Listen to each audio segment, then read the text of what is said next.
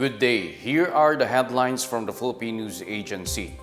President Ferdinand R. Marcos Jr. arrived in Washington, D.C. Wednesday evening U.S. time to attend the first trilateral leader summit with U.S. President Joe Biden and Japanese Prime Minister Fumio Kishida.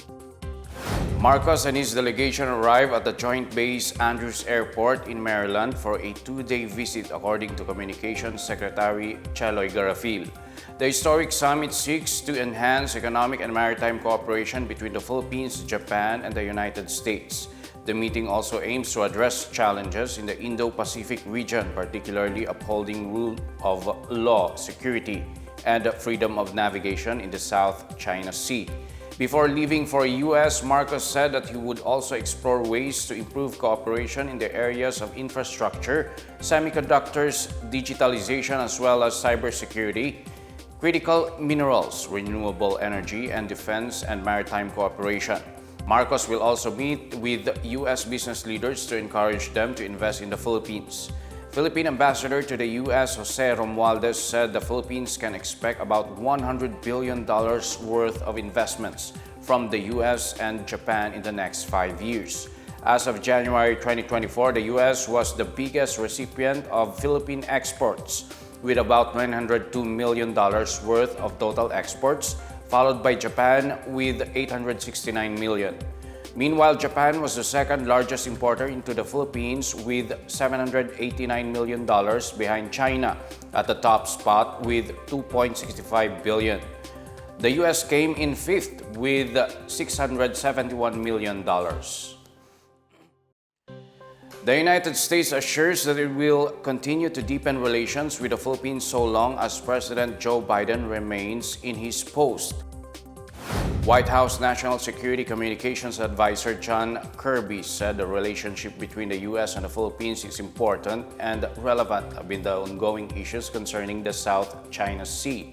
He said the U.S. will continue to improve its ties with the Philippines under Biden's leadership. Kirby made a statement as the U.S. prepares for its presidential elections this November, which brought into question its eventual position on the South China Sea.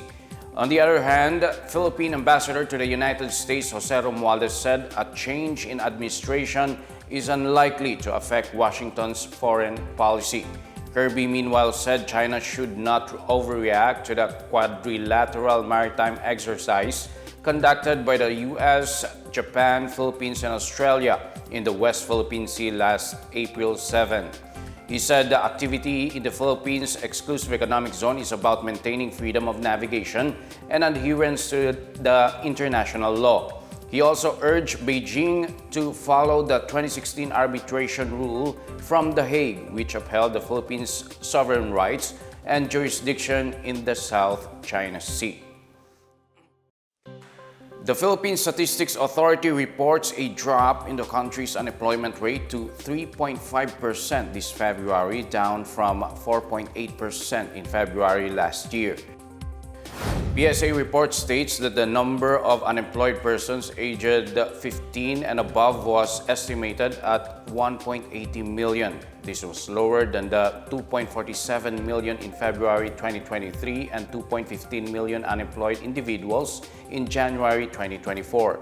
Likewise, the employment rate in February 2024 increased to 96.5% from 95.2% in the same month of the previous year. The labor force participation rate in February 2024 was recorded at 64.8%, lower than the 66.6% in February 2023. The underemployment rate in February 2024 was posted at 12.4%, lower than the 12.9% in February 2023. The services sector reported tops in the number of employed persons with 60.6%, while the agriculture sector accounted for 21.3% and the industry sector at 18.1%. Among wage and salary workers in private establishments, employees still get the highest share at 79.3%, followed by those employed in government or government-controlled corporations at 13.5%. President Ferdinand R. Marcos Jr. has ordered the prohibition on the use of sirens and blinkers, especially for government officials and personnel.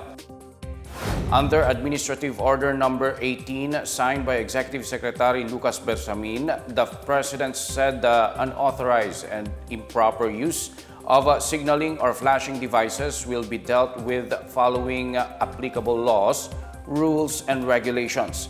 This comes following the observed rampant and unauthorized use of such signaling devices, which have caused traffic disruptions and unsafe road conditions. Exempted from the prohibition are vehicles of the Armed Forces of the Philippines, National Bureau of Investigation, Philippine National Police, fire trucks, hospital ambulances, and other emergency vehicles. President Marcos has ordered the regulation of protocol license plates issued to government officials. Under Executive Order Number 56, the use of protocol license plates by authorized officials are upon the recommendation of the Land Transportation Office, Secretary of the Department of Transportation, and based on the list of officials listed by the Department of Budget and Management. All authorized officials will be allowed a maximum of 2 pairs of protocol license plates, while the President, Vice President, Senate President, Speaker of the House of Representatives, and Chief Justice of the Supreme Court may be allowed a maximum of 3 pairs. Unauthorized transfer of plates is strictly prohibited. 2 pilots were killed following a helicopter crash during a training session conducted by the Philippine Navy in Cavite City. AFP spokesperson Colonel Francel Margaret Padilla said the PN Robinson R-22 trainer helicopter made an emergency landing near Cavite City Public Market this morning. She said the 2 Navy aviators were rushed to the hospital, but they later passed away due to their injuries. Padilla said an investigation is underway to probe the cause of the accident.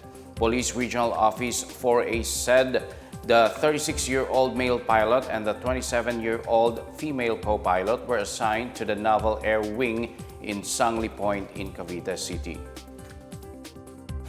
And that's the latest and the biggest stories on the PNA Headlines. For more news updates, please visit our website, pna.gov.ph, or our Facebook and X account, Philippine News Agency. The PNA Headlines is also streamed via the Servicio Facebook page. You may also watch the PNA Headlines through the Philippine News Agency's YouTube account via the News and Information Bureau website, nib.gov.ph, under PNA News, or on the Facebook page of the Presidential Communications Office, or PCO. I am Wilnard Baselonia, and this is the PNA Headlines, bringing stories that unite the nation.